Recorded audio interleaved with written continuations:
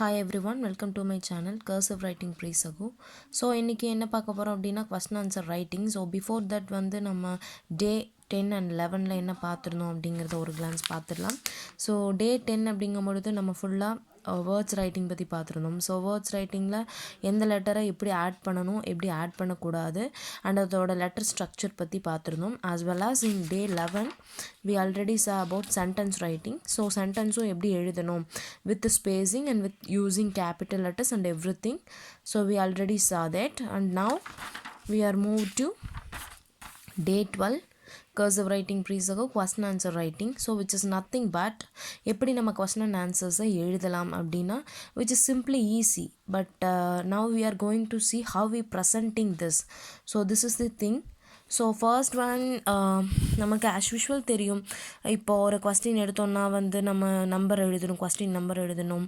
அதுக்கப்புறம் வந்து நம்ம கொஸ்டினோட full stops and question marks and எல்லாம் மெயின்டைன் பண்ணியிருக்கோமான்னு பார்க்கணும். ஸோ நம்ம ஆஸ் யூஷுவல் இப்போ நம்ம எக்ஸாம் எழுதுகிறோம் அப்படின்னா கொஸ்டின் அப்படிங்கிறத வந்து நம்ம எழுத மாட்டோம், ஜஸ்ட் சைடு ஹெட்டிங்ஸ் அப்படிங்கிறது எழுதுவோம்.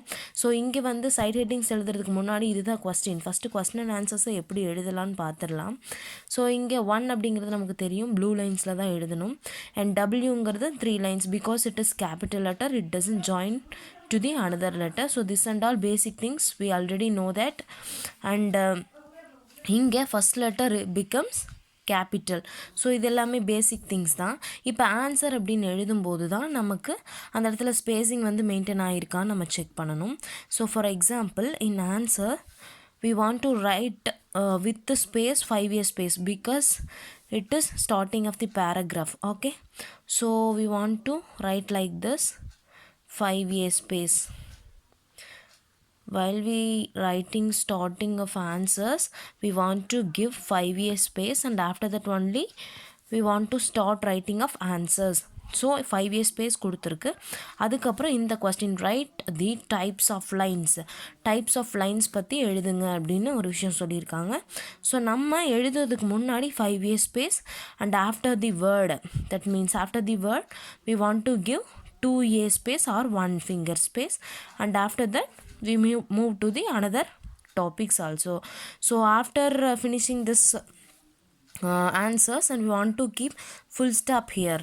அவ்வளோதான், ஃபுல் ஸ்டாப் வச்சு முடிச்சிட்டோன்னா வேலை முடிஞ்சுது. ஸோ இதுதான் கொஸ்டின் ஆன்சர் ரைட்டிங்கில் மெயினாக மெயின்டைன் பண்ண வேண்டியது. 5-year ஸ்பேஸ் ஸ்டார்டிங்கில் விடுவோம், அண்ட் அதர்வைஸ் நம்ம நார்மலாக எப்போவும் ஸ்பேஸிங் யூஸ் பண்ணுறது போல் பண்ணிக்கலாம். So this is the second and third example for question answer writing. First before margins. Okay, before margin you want to write this numbers, question numbers. இது 2 அப்படின்னா 2 எழுதியாச்சு.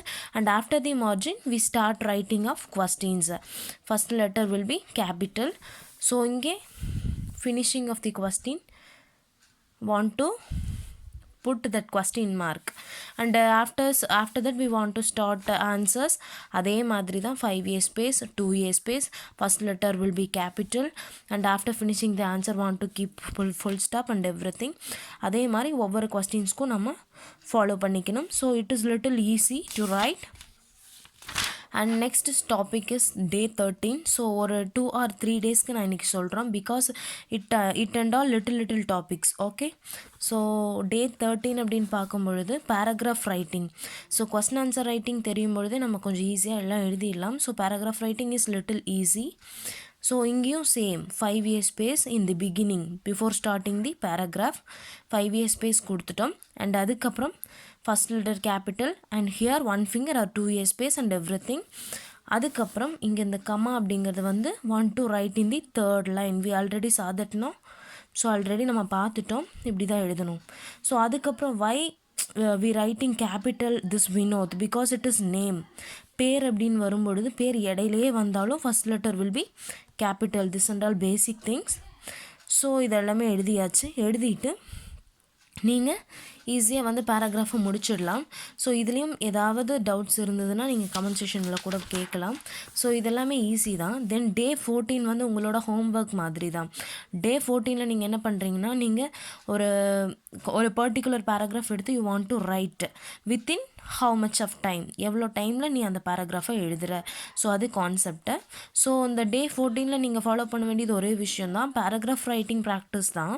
4 or 5 டைம்ஸ் நீங்கள் practice பண்ணணும். Because of that letter structure only. நீங்கள் letter structure மட்டும் கரெக்டாக வர்றதுக்காக என்ன பண்ணணுன்னா நீங்கள் பேராகிராஃப்ஸை வித் ஸ்பேஸிங்கோடு எழுதி பார்க்கணும். In that time we don't want any the timing because it take more time because it is the beginning state. நமக்கு பிகினிங் ஸ்டேட்டாக இருக்கிறதுனால என்ன பண்ணுவோன்னா நம்ம கொஞ்சம் நிறைய டைம் எடுப்போம். It's nothing a problem. You may take your own time to right the paragraph. So நீங்கள் உங்களோட ஓன் டைம் எடுத்து நீங்கள் பேராகிராஃப் எழுதலாம். It may take 20 minutes 30 minutes what ever it may be. It's nothing a problem. You may right. And after that, above this 14, that means above day 15 or 16, you may start writing with a particular time. Okay, அதுக்கப்புறம் நம்ம time வச்சு நம்ம எப்படி follow பண்ணுறதுங்கிறது நான் சொல்லி கொடுக்குறேன். So இப்போதைக்கு வந்து டைம் தேவையில்லை. நம்ம கொஸ்டின் அண்ட் ஆன்சர் ரைட்டிங்கும் you also want to take practice and paragraph also. So for day 14 up to paragraph we want to see. We want to clear in that, and after 15 I will say what we are going to see. Okay. So video பிடிச்சிருந்தால் like பண்ணுங்கள், share பண்ணுங்கள், comment பண்ணுங்கள். ஏதாவது doubt இருந்தால் எனக்கு comment செக்ஷனில் கேளுங்க. Thank you. Thanks for every one.